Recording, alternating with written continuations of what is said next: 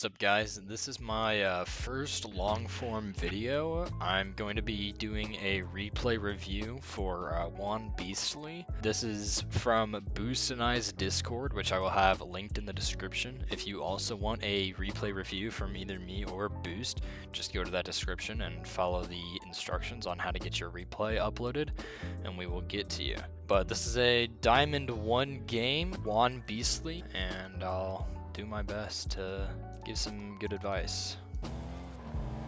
Alright, so cheat, automatically good. Goes for ball, fake, fine. Gets demo, that's just unfortunate. Respawns. Good cover. Okay, immediately.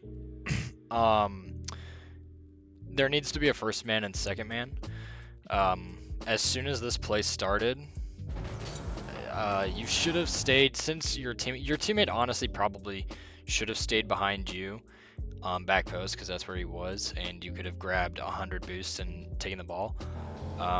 But your teammate took the play, which was fine because he ended up beating that kid Zeke. But immediately you started tailing him and pushing up the field really far, which just kind of keeps you out of position. He's probably playing for a 50 or a beat here. If he ends up getting beat or 50'd, you want to be in a position to where you can support that play. So kind of following in a close quarters, like diagonal position to dead curve, kind of in the direction of your net, will give you the opportunity to follow up a 50. Like this, the way you're pushed up field really far, you're pretty much even with him, kind of almost like you'd be looking for a pass. If he 50s, it goes behind him, you're going to be stuck playing catch up, and you're going to be on a 1-on-1 or worse, a 2-on-1. So yeah, you're just going to want to stay behind him there to be able to support the play. You kind of looked like you wanted to go that direction after that, and then it came back. Dead curve might be leaving here. Okay, he's staying pushed up. You're very far. Okay. Here you have a lot of boost. You have 83 boost. You've been picking up pads, which is a really good thing. But you want to stay a little bit closer quarters to the play. Dead curve decided to keep going for the ball here. He got their boost, which was good. The second you see him get that boost, that Giachio guy is falling. Dead curve is probably going to get possession here in some way or another. You want to support this play. So you want to push up a little bit, stay a little bit closer to midfield, again, so you can support that play after the 50, as opposed to just driving back into your net. You're on a full tank of boost as well. If something does go sideways, you can go back as quickly as you need to. But yeah, you just want to stay closer up to that play. He missed. Dead curve might have a shot. No.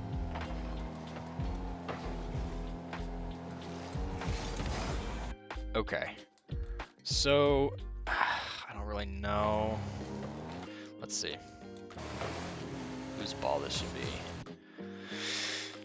So what I would say is, since Dead Curve just came off the Dead Curve is headed back. He was kind of going towards back post of where the play was. You were on ball side, and the ball came towards you. I would personally say that you should get this 50 and that dead curve should back you up. But also, by the same token, not everything is going to go according to plan. So if you notice that your teammate is taking a 50 when you guys are on pretty similar parts of the field, then you just need to assume the position of going in behind him again and being able to support net. But yeah, this was just an unfortunate double commit. Then you give him, it's probably a goal. Okay. Again, you need to let the play, you need to trust your teammate here. He is low boost, but by now you can tell that that kid Zeke has lost the play. Dead curve is clearly in a position to where he can touch the ball. So the best thing you can do is kind of sit near this back post area and wait to see if somehow that kid Zeke gets a good touch, one more touch, or Dead curve gets a bad touch. That way you can keep defending the net. Dead curve does go up for it, and he does make contact, so there's really no purpose for you to go for the ball here. You're much better served just staying in net and supporting his save to make sure that you guys cannot possibly get scored on. But you did go, you got the boost, your teammate's 0 now, and you saw that. Okay, Curve takes possession. He missed the boost, which is really unfortunate. Again, this is just going to be a theme. I can just tell this is probably one of the things you really need to start focusing on is your positioning as far as second man is just not where it needs to be. I understand your objective. You're thinking that you can, you know, stay across from the play. If a pass happens, then you can be midfield ready to shoot. That unfortunately is just not the most optimal way to play twos. Passing plays are always great if you have the space and the speed, but forcing them or positioning for them is just not optimal. You kind of want to play more for 1v1s and then as second man support the 1v1. So here you really want to be a little bit closer to Dead Curve and a little further back. You're right about even with him, and you're pushed way too far up the field and you're midfield. So not quite where you need to be, but I understand where your head's at. It's a good fake challenge. Try to take possession here. That is just an unfortunate miss. Also unfortunate positioning by Dead Curve, but it's okay. You get some good beats, that's good. Dead Curve did leave, so your push-up was good there, just because he left. But I mean, he's so much further upfield than you. Assuming your teammate had the speed to keep going, you'd want to still assume that second man position. But since he saw you were there and you had the boost, him leaving, it worked out perfectly. You're on the ball here. Good. You should be playing a 50. Okay. Dead Curve just came in behind you. So you should have the feeling that you have at least some level of support from a second man. So you should feel pretty confident as first man. You're 100 boost. Ball's going into their corner. I understand wanting to fake challenge, not wanting to play the corner because you don't want to get stuck. But completely turning around here just allowed them to keep getting possession. That kid Zeke does eventually back off, but you probably should have played a little bit closer to the ball and a little bit more aggressive there. Just because you probably could have won a 50 or beat him to the ball, but they ultimately maybe didn't get possession here. Okay, they double committed, that's good. You should have a play here. Okay, you should be going out. Flipping into the net is not optimal, but I'm sure you didn't mean to. Going back. Okay, okay.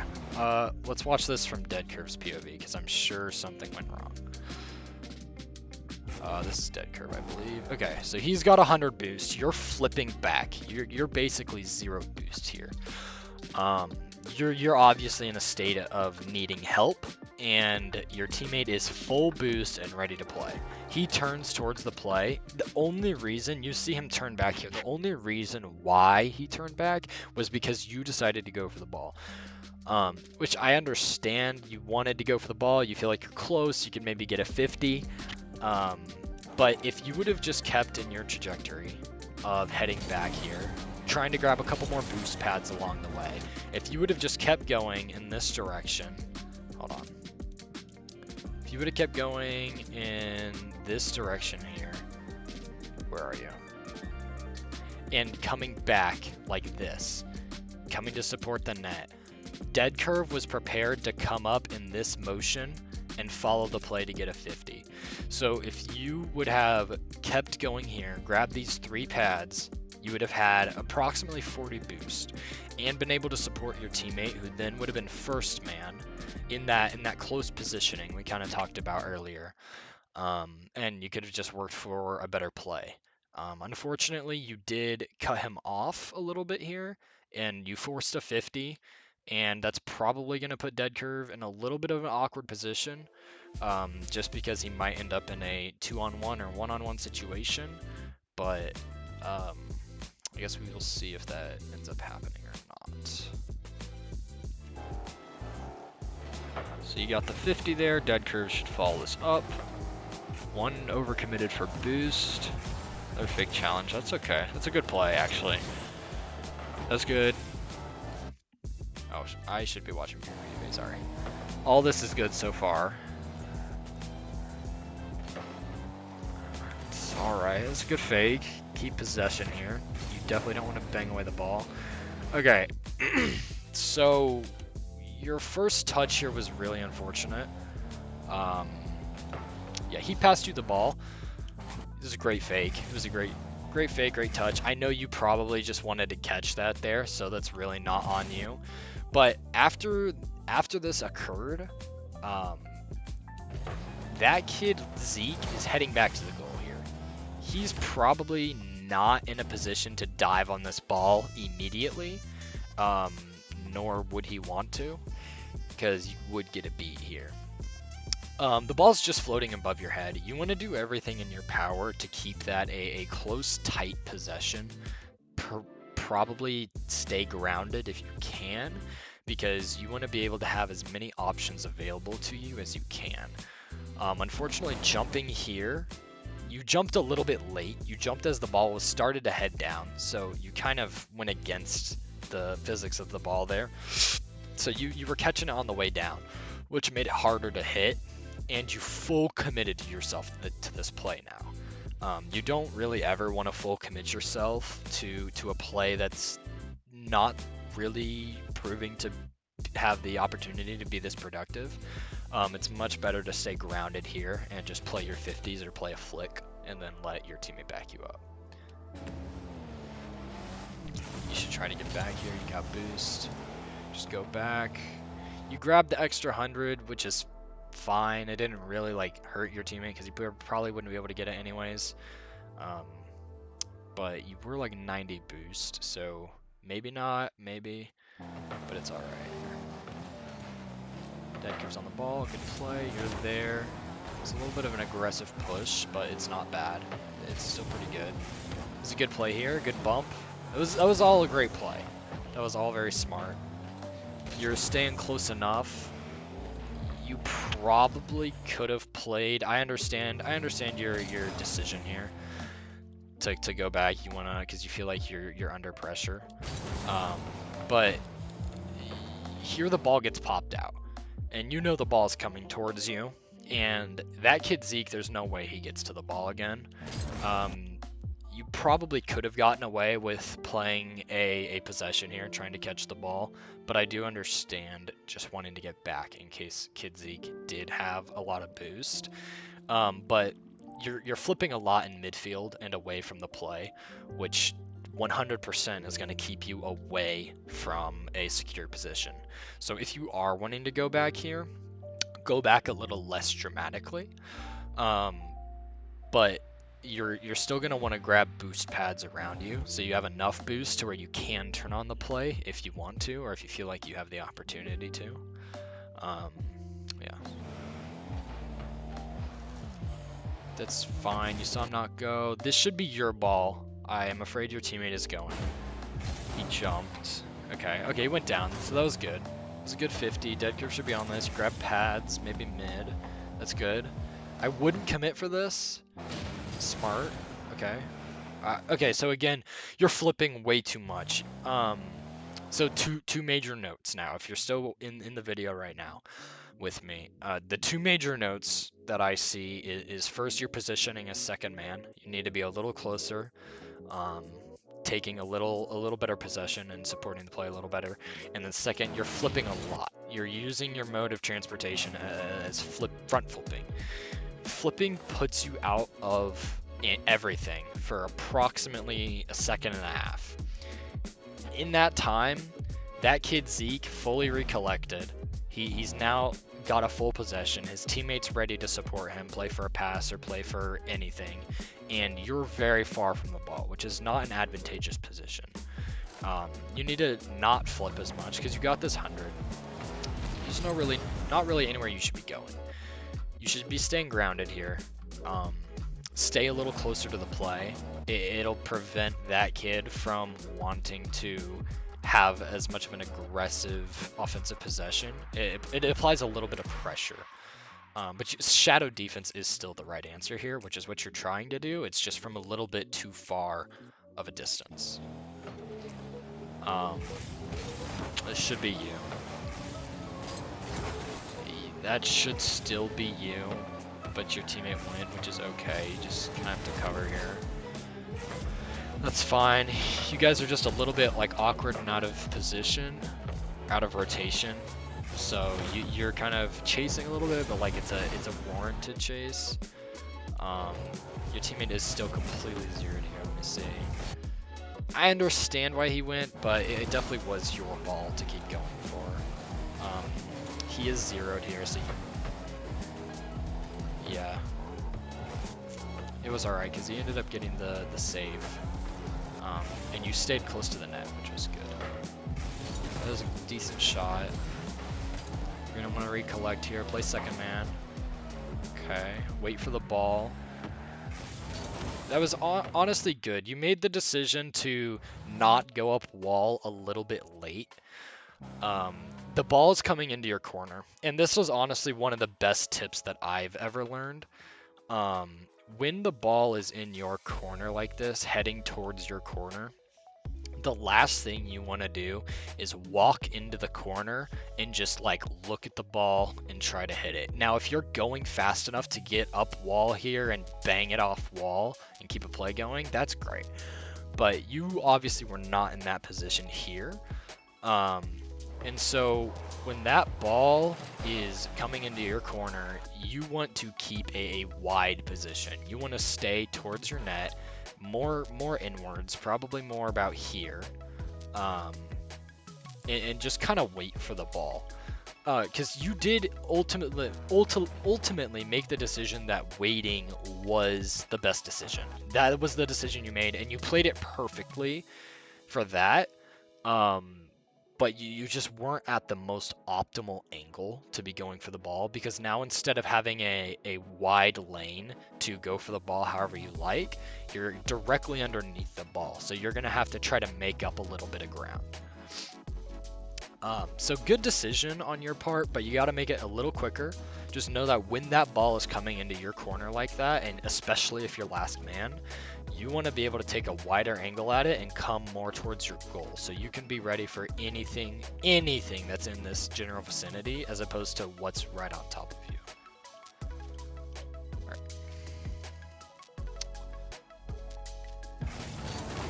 You still got a 50 though, which was good. Let Dead Curve play this. Grab a pad. Again, you're playing the right position. You're playing the right second man, but you're playing it in the wrong place. You're again too far upfield, a little too far midfield. You need to be a little bit more to the left, a little bit more diagonally behind him, just to be able to support the play more directly. Had you been a little bit to the left and like diagonally behind him here, you would have been able to play this 50, and you would have already been left, let's just call it 15 feet, and you would have been able to collect this ball and had a 100% playable possession. You could have flicked, you could have played for 50, anything here, but unfortunately, since you were far away, you were kind of forced to go at the ball at a little bit more awkward angle, which just didn't let you develop the play how it needed to.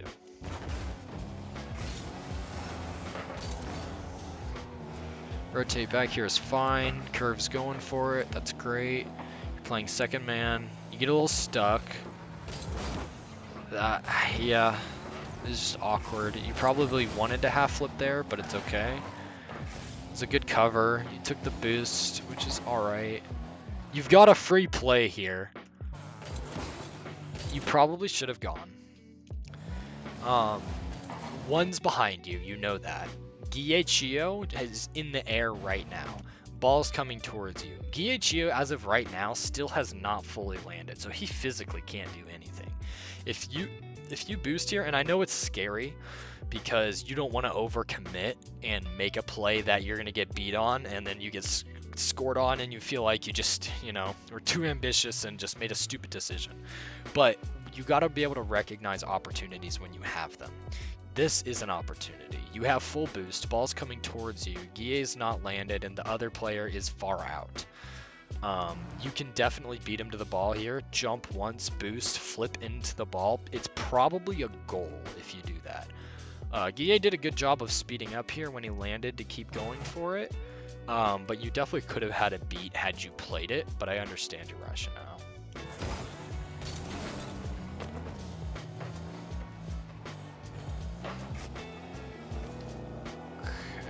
Okay. So this is bad.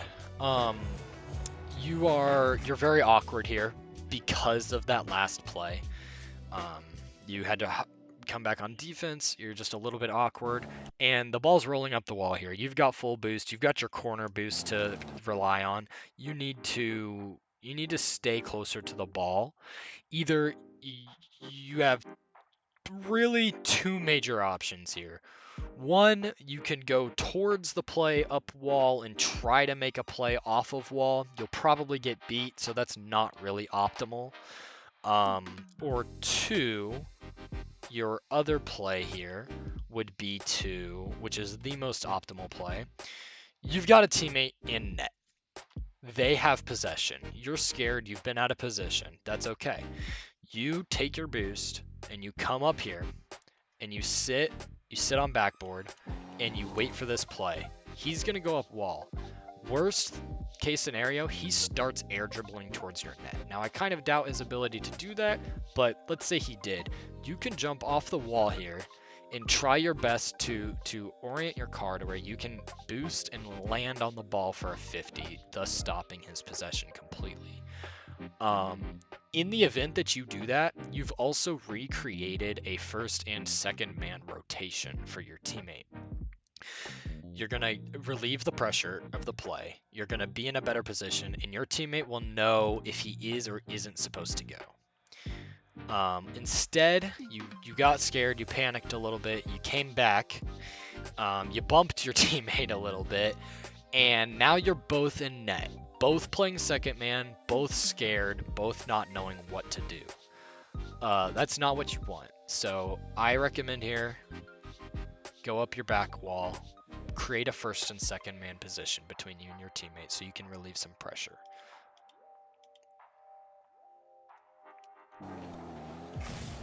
It's all right. Dead Curve did adapt. He did realize that you went back, started to go, but probably wouldn't have been most optimal. This would have occurred anyways had you gone to the backboard, but it did work out because that kid messed up the possession. That's a good touch. Let's see where you're at. Sorry, I keep not going on you. All right, dead curve goes. You're ready. You're going. This is great. This is great. You got beat to that, and you recognize it. You go to keep going on the play, which is great. Boost wasn't really necessary. You let him develop his offense a little. Okay, you need to start taking 50s. Your second man problem is that you're not quite positioning to your teammate properly to support the play, and your first man problem is that you're not creating the support opportunity for your teammate. You're here. You had 100 boost. You're now at 70, which is still so much more boost than you'll ever need. He bangs that to corner. You honestly probably could have pushed here and gone up wall to the right and played the ball for a 50. You didn't. That's okay. You wanted to go for the boost. I get it. Here, after you've got the boost and you're turning again, you need to go for the 50. You're in perfect position here too. That kid's teammate, he's in net. You are going to the ball at Mach 7 right now. 100% perfect opportunity to take a 50. Let your teammate take the play that you develop. But unfortunately, you fake challenge here, which gives that kid free possession, puts you out of position, and now your teammate might be playing a one-on-one situation here. So you, as first man, need to really focus on committing more. You hesitate a little too much. You need to commit. Don't always commit, but if you have a 50 and you have the opportunity to hit the ball like this, you need to take a commit, take a 50, and let the play develop from there. You can't play the game. If you play the game scared all the time, everybody's just going to keep doing what they're doing, and they're going to pretend you're not even there, and you're going to get scored on. So that Zeke pops it over. You You end up getting demoed. Your teammate had to try to cover. You kind of got spawn farmed, which was really unfortunate. And that was just an unfortunate save. In all reality, Guille should have been able to get this extra touch here, so you should be scored on here no matter what. Unfortunately for him, he missed the ball. You could have saved it then. Hard to predict. He should have scored. He scores anyways. Basically like he didn't miss the ball. Kickoff here. You drive the kickoff, which is, I mean, you kind of did a ones kickoff where you did the single jump and you wave dash off, which is great for the post kickoff, but it's not great for in kickoff. In kickoff here, you will gain more speed if you just incorporate a single front flip here. If you don't have to corner flip, you should corner flip, but you don't have to. You don't have to speed flip. If you can just front flip here, front flip, land, and then flip into here or single jump into here when you land, you can still do your ones kickoff wave dash and you will win that kickoff, that specific kickoff, every single time, I promise. You need to get boost. Yeah, that was really unfortunate. Where was your teammate? You had just gone for the ball. You need to try to, you recognize that boost isn't there, dead curve's there, you need to be getting back as quickly as humanly possible. Unfortunately, you just couldn't quite get back. It's not really your fault. You could have decided a little quicker to go back, but it's not really your fault there. Great cheat. It was a great possession to take. You faked him out. Your teammate got the follow-up. That was perfect. It was beautiful. Exactly what you want to do off kickoff. Here, you cheat. Okay, that's good. You cheat and Gio didn't. So cheating on kickoffs, dude. I mean, like if I don't know what people are doing in Diamond, but if you're cheating on all your kickoffs and they're not cheating on all their kickoffs, you're gonna win kickoffs because you need to cheat. You need to cheat so you can get a possession to do like your previous goal. Like, so much power and opportunity comes from cheating on kickoffs, and if you're playing against people that aren't cheating on kickoffs, that's free money. You need to just get back to defend. Yeah, I see you're trying to push up the play, you're scared. You need to get something going. Okay, this is great up until the bang. You're scared, I get it. He misses. That's an amazing opportunity for you. Bounces off your back wall. You see two things right now. Three things. You see the time. You're scared. There's 6 seconds left in the game. You're freaking out a little bit. That's okay. The car goes pretty fast. Second, you see your opponent, that kid, flipping downfield away from the play. He just made a play on the ball. Clearly, he's zero boost. Even if you don't know he's zero boost, he is flipping away from the play. You have the opportunity here at 76 boost to slow it down, take full possession, and either try to boost into the ball and speed it up as quickly as you can to get it to the goal, or dribble it, make the ball bounce a little bit and dribble. You could even aerial for it and touch it once maybe, and then try to get back down to the ground and then dribble the ball and get it in. But the last thing you want to do is bang away this prime possession, which unfortunately is what you did. I understand your idea. You're thinking maybe I can just shoot it. Maybe I can just clang it downfield, get it in while he's not paying attention. But that was not the case. He did miss, shocking. You would have scored here, but your teammate wasn't up far enough because there just wasn't enough time. But yeah, you really want to take possession there.